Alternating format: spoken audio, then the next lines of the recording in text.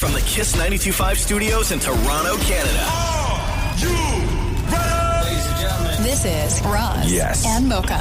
it's Roz and Mocha. What's going on? Hey guys, this is Bruno Mars. This is Selena Gomez. The Chainsmokers. Lady Gaga. Calvin Harris. Alessia Cara. This is Ed Sheeran. You're listening to my boys Roz and Mocha. Roz and Mocha. My boys Roz and Mocha. The Roz and Mocha Show.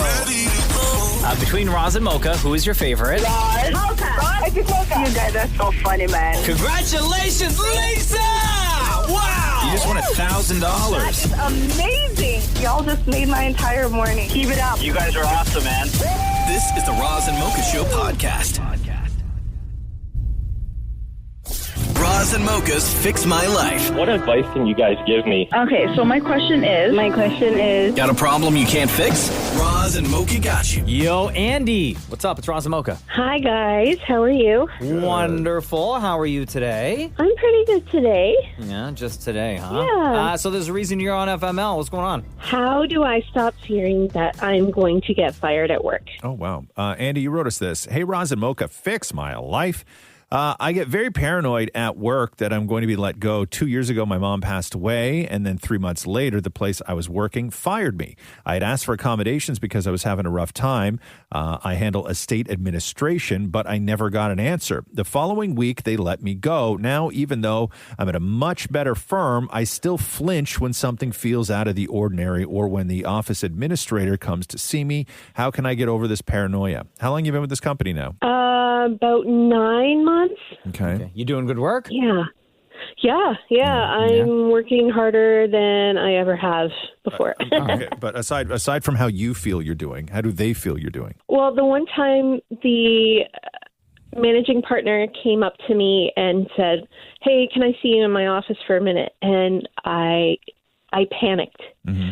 But when I got in there, he said, "Everybody's happy with me." Okay. Oh, that's great news. So it is great news, but that feeling of panic just hit me like a ton of bricks. The paranoia. Was that the first time you ever lost a job? The first time in a very long time. Yeah. I wonder if you associate losing that job with the passing of your mother. Like those two things happen so close together. That's where the fear comes from. Yeah, I think it does because it was just such a kick to the gut. Everybody knew my mom passed away. Everybody knew that she was sick. And I was working with other grieving families. Mm-hmm. Do you think that the plan to let you go from that job had already been set in place prior to your mom passing away? And they just stuck to their timeline?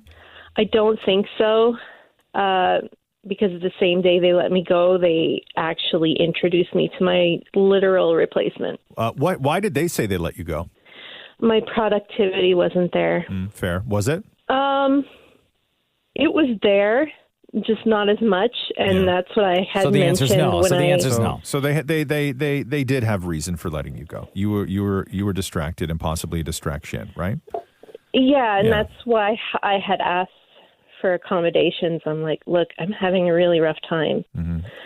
Now, there's things you can do in those situations, but they don't they can give you. I think the terrible thing is that you only get like X amount of even bereavement days, and there's only a couple of them that they give you. Everything else kind of has to be. Yeah, and it's rough. It is rough, but people go through it all the time. And it's not easy. It sucks. It's terrible. But you either have, you're at a place where you can take more time, or if you're at a company that needs you back and they're not accommodating, maybe you think twice about even wanting to work for that company. Who knows? I don't know what the answer. I don't even know what the answer to that is. But I will say, being now in a new job where you're worried about getting fired, that sort of paranoia can be sensed by other people. And it can be sensed by other people because you may not want to do too much, or you may not want to do too little, or you may want to fly under the radar, or it may translate to being overly helpful, or it could manifest in a lot of different ways, none of which are your true self. Right? None of which are the person that you are actually and should be at work, because people are just seeing a person flailing in paranoia. And that may affect, like, you being afraid to lose your job may be one of the reasons you lose your job. That's true. I often feel like I'm like, that was cringe. Why did I do that? Yeah, like it's you're thinking about it constantly at work, and if you you have to let that go in order to secure your future. Like, you're not going to keep your job by basing every decision you make and every interaction you have and every time you go into a meeting, whether this is going to be the time you get let go. Like, that will lead to you getting let go because people can sense that. And it often looks like you don't want to be there. Oh, like I love the place. I love the people. I have a lot of good friends there. I actually worked there before, like in a temp position for about a month. Yeah, you need to show them all that, though. Yeah. I agree with Roz. I think that your fear of getting fired is going to be your downfall at that company. Yep. I think you need to flip it around, motivate yourself to show you that you are that awesome person that they commended in the manager's office, that you are that hard worker and that you could get things done. And there's a reason why you're at that company. You need to show them that. You need to get out of your own head. Yeah. And I am working on it. I have like a great support system. My husband is very supportive, and we talk about things like this all the time. I just feel like it's really important, like when you have these feelings, to talk about them. Absolutely. And I wanted to get your perspective on this since you're so helpful for so many. Can I make a suggestion? Sure. Talk about it less. Talk about it less? Way less. Okay. Don't make it a thing. Oh, Talk maybe about that it. way you stew in your feelings. Talk about it way less. Some minor thing that meant nothing at work happens. You're carrying it home and then having this conversation with your husband and turning it into 5 different things it never was. He tells me too. He's like, "Why were you worrying about this?" It was absolutely nothing. Stop talking about it. Yeah. That's my advice. Yeah. Yeah. Yeah. Talk about it less. Way less. Okay. All right. That's great. All right. Thank you guys so much. Oh, you're welcome. We hope everything works out for you, and you're just going to crush it at your day at work today, okay? I will. All right. Andy. Thanks so much, guys. Okay. Love you. Love you right back. Bye-bye. Roz and Mocha's Fix My Life. What advice can you guys give me? Okay, so my question is, Got a problem you can't fix? Roz and Mocha got you. Mariapia, hello. It's Roz and Mocha. hey guys, how are you? Wonderful. Welcome to Roz and Mocha's Fix My Life. What is going on in your world? Well, great apartment, confused landlord, now what? Maria Pia Ura says, "Hey, Roz and Mocha, fix my life. We live in a basement apartment. Honestly, we really love it here. It's a great place. The issue is our landlord. He lives upstairs and can be pretty wishy-washy and honestly pretty unaware of how he comes across in the way he acts and responds. I had to write everything down just to keep it all straight. And trust me, I've got receipts. I know there are tons of tenants and landlords listening, so maybe you can help me out here too." What do you mean by he's wishy? What are you even saying? Okay, so the first one was like, because he lives upstairs, there's a lot of noise. Like it would be between like from 3 a.m. all the way up to like 5. And then I would be like, okay, you know what? Just give it some time. But then eventually, like I would message him like, hey, is everything okay? Like really nice messages, just seeing if like everything upstairs is generally okay. And then he's like, well, what? And then I started saying about like, oh, well, there's like a lot of noise between this time to this time. And I would hear him running, and like he would run from the top stairs and jump down. And then he's like, oh, maybe you should wear earplugs. Wow. Like running from the stairs and then jump, like what kids do? When you jump from the third step onto the landing? Yeah, and I got to the point and I said, you know, with other tenants, if they were to come to you with the noise, you would have to do something about it. And then he said the noise level is to my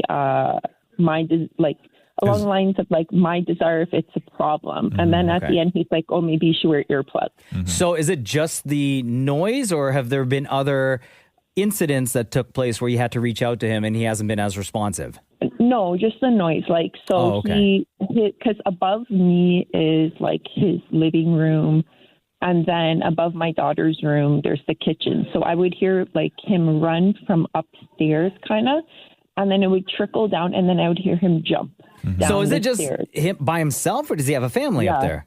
No, it's just him. Oh, Yeah, okay. I there's a couple things here. One, when it's 3:00 in the morning, everything sounds loud, right? Every noise sounds way louder than what it actually is. So there could be a chance that he doesn't even know he's being loud. He's just going about living his life. Does he need to be up? And I'm not telling the man when to sleep, but like, does he work odd hours or anything like that where he is like living a normal life between 3 and 5 a.m.? Well, I'm not sure what his job is, but like he's a really tall guy and stuff. And my daughter made this comment. She's 10. She's like, well, he's kind of tall, so I understand. But like the one day it was the dragging. It sounded like he was dragging a body or something back and forth, back and forth. And then I made that was when I first made the comment, and he's like, well, I can't stop from making a coffee. And then after I complained to him, it just sounded like it got worse. Yeah. And then I was like, okay. I think that one thing that you said earlier in the conversation here sort of struck me, which is when you started to hear all this noise, what you wrote him was, is everything all right up there? Right? Yeah. Which is kind of like, I don't want to say passive aggressive, but it's not direct. Right? Okay. Obviously, you were saying, hey, you're making too much noise. But instead, you were like, is everything all right up there? Like, that doesn't sit well with some people. Being direct is what sits well with most people, I would say, especially somebody who's a landlord. I don't think you're his first tenants. He's dealt with this stuff before. No. He knows exactly how to deal with you guys. He may have a terrible taste in his mouth and terrible memories from previous tenants who were nightmares. So now he's like, I don't care. I live my life. You live yours. Here's the rent. If you want to live there, live there. If you don't, don't. He may have that attitude. So I think being a little bit more direct with him is probably the better way to go. Yeah, I agree. Is it just you and your daughter that live there, or is it you, your daughter, and like you have a husband, boyfriend, anyone else living there with you? No, just me, my daughter, and my cat. Oh, okay. Yeah, I think Roz is right. You have to be direct with this guy and maybe just say, hey, noticing between 3 and 5 a.m., hearing these noises, we're trying to sleep. Can you try to keep it down? Because sometimes, now that you've heard this noise, every noise that happens upstairs, no matter day or night, sounds like a friggin' freight train to you. Yeah. Like in my place, for instance, right? Like if the house is empty and if I go down to the basement to like take a nap, if one of my cats who weighs like, I don't know, like 4 pounds, if one of my cats jumps off the kitchen counter and lands on the floor, that thud wakes me up. Yeah. Like everything is louder when you're in a basement from upstairs. Yeah. Everything is louder. So honestly, he may not be doing this maliciously. Like he may not be trying to keep you up at night. It's just everything is louder in the basement and everything is amplified at 3 a.m. And I think to just have that conversation with him. I think that just be cool with it. Like, hey, listen, we like you. You're a great landlord. We love our place. I hope to God we're good tenants and you think the best of us. But, there's a couple things when you live in a basement, which is everything is louder, especially at 3 o'clock in the morning. I got a little kid. Could you maybe just keep that in the back of your mind when you're going about your life? Yeah, no, I agree. Boom. I agree. Go back and listen to this on the podcast. Copy and paste that exact same thing Roz just said. I will. That's what I would do.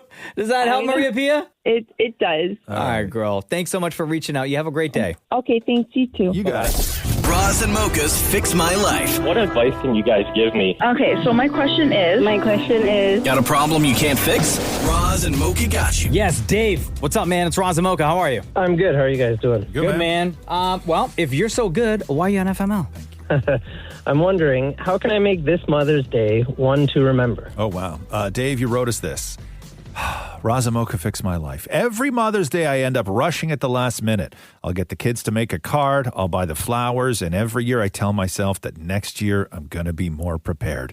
Mother's Day once again is quickly approaching, and I just can't come up with any ideas. How long have you been spending on thinking of ideas, sir? Well, it's always on my mind around this time of year. I come up with some things, but the truth is, every time there's something to celebrate, my wife is the one that I go to ask for bounce ideas off of, and I can't do it.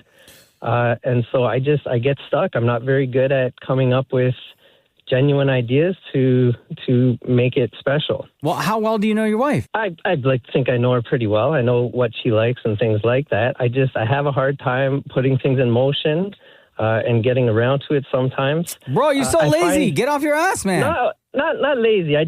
Every year it becomes very cliche with homemade gifts and handprints, or it can be too practical and I end up, a pair of shoes or a frying pan she wanted. I just want to make this one where it seems genuine and she feels appreciated. Well, that's nice.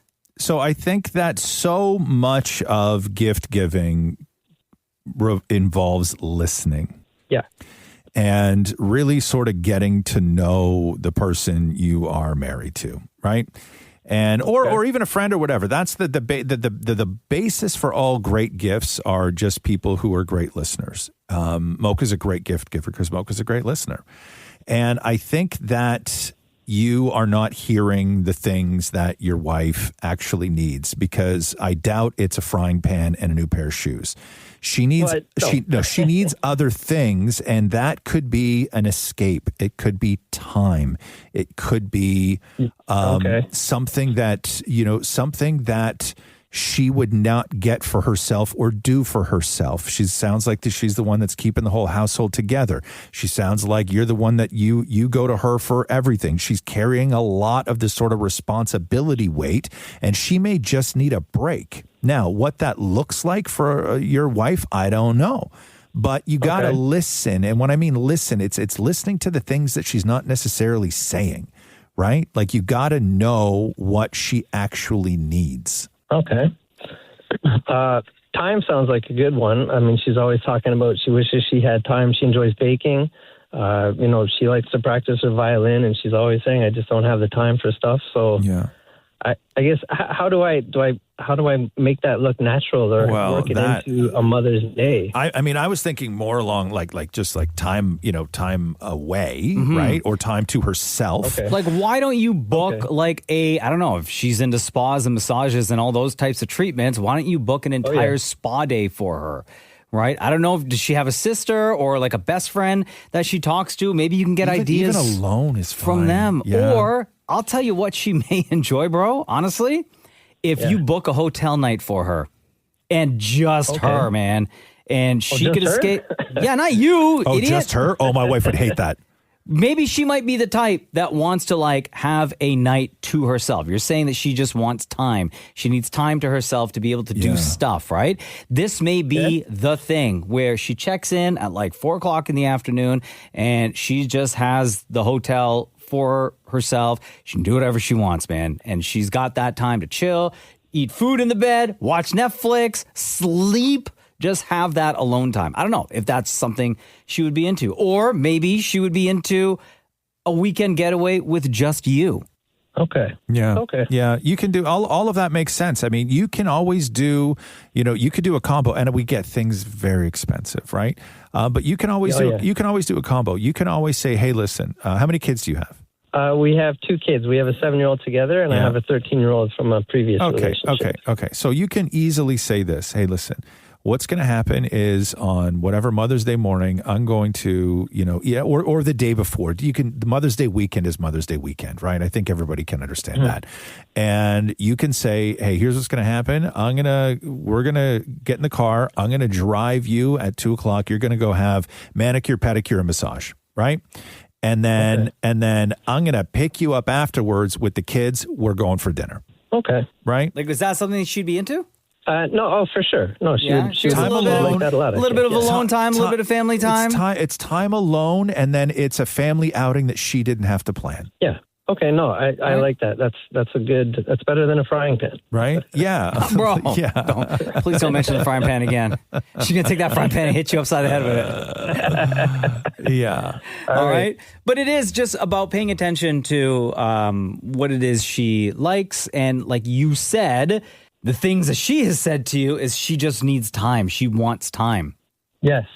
I think I've got a good direction to go in. I got some phone calls to make, and I'm going to put something in motion. And honestly, dude, seriously, throughout the year, if she mentions certain things, especially when it comes to things that she wants to do, experiences she wants to take part of. Make a note of it, man. Like, keep a note in your phone. So when things like birthdays and Christmases and Mother's Day come around, you know exactly what's been on her mind, and you could surprise her. That's a good idea. That's a good one. All right. Sure. And sometimes, honestly, dude, presents over presents. Like your presents or your kids' presents or family. I'm not talking about presents like material things, but just being around the people that she cares about and she loves is greater than any present that you could give. Okay. I like it.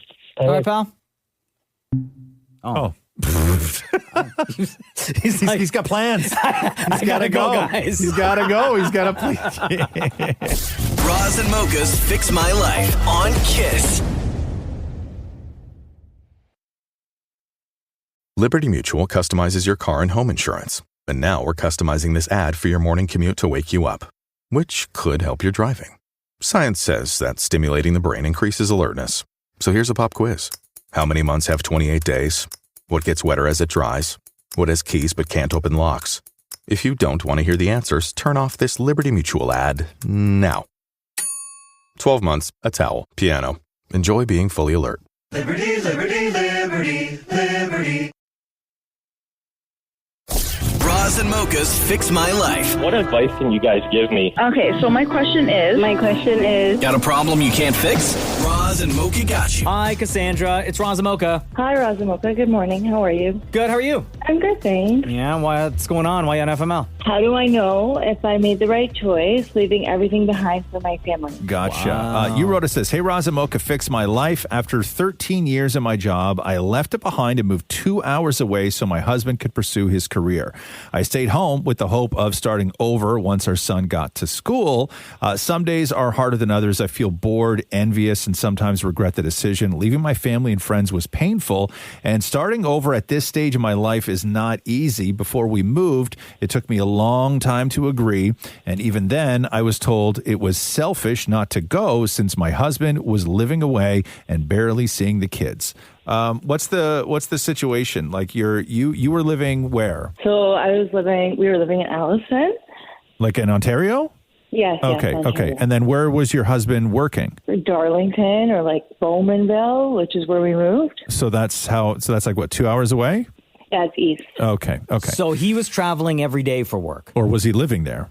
Living there. Okay. Yeah. So it made more sense then to move the family closer to where he works. Yes. Okay. And so what were your options at that time?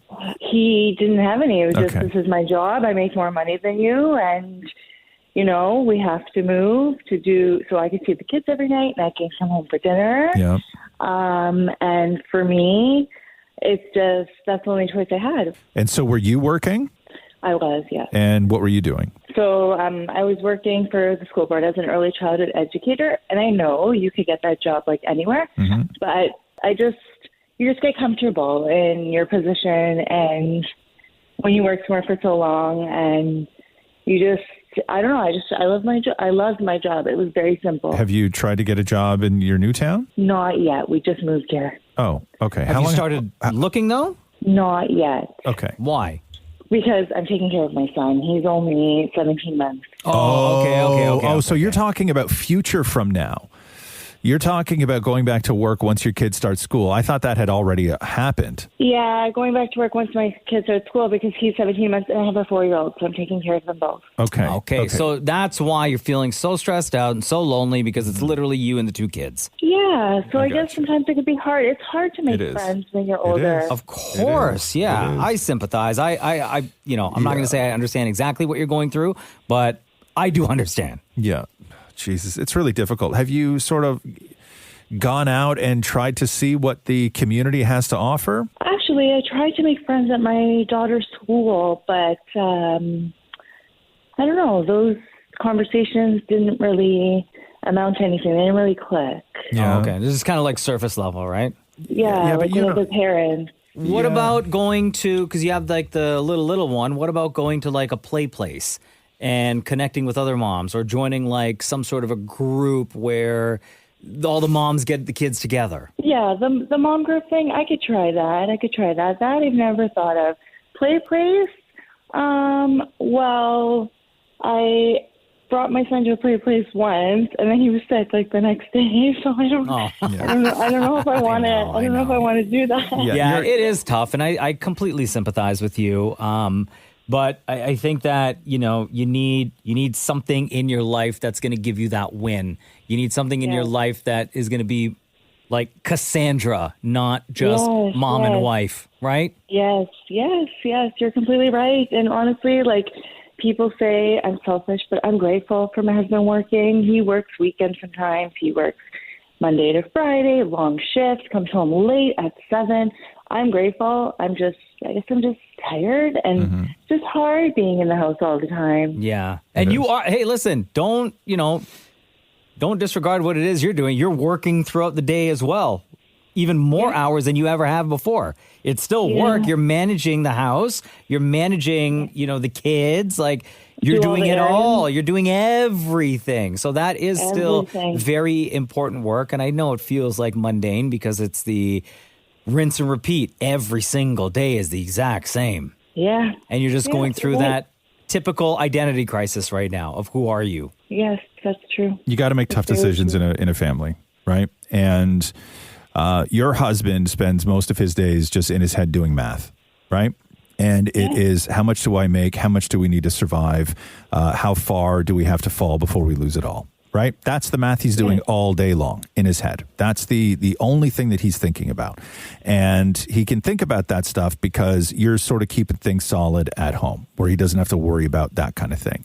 You got your stuff to worry about. He has his stuff to worry about. And when it comes to moving, you can't build a future and you can't sustain a family and you can't have security simply based on being close to friends and family. At some point, you and your little family have to make decisions that are best for you and your little family. And even though they may look at first that they're the wrong decisions to make because you're lonely and you're envious and you're all this stuff, you have to start thinking about the future. And you have to start working towards the future. Like, if you have to come to terms with your situation right now. The first thing you have to do is say, okay, you know what? This ain't changing. This is truly what's best for the family and our future, and I got to make it work. And you got to motivate yourself, and you got to get off your ass. Yes, you're right. You're so right. Thank you for that. Get out of your head, Cassandra. Yes, thank you, Roz. I will. Okay. Thank you so much. Yes, thank you, Roz Mocha. I really appreciate the phone call. Of course. Hope it helps. And listen, you're doing a great job. You're managing the household. You're looking after the kids. You're taking care of all the business. Like, you are doing a fantastic job. So don't discredit what it is that you do day in and day out, okay? Okay, thank you. All right, girl. All the best. Thank you very much. Have a wonderful day. Love you. Bye. Thanks for listening to the Roz and Mocha Show podcast. Catch the guys live Weekday mornings from 6 to 10 on Kiss 92.5. KISS925.com. Or download the Seeker app.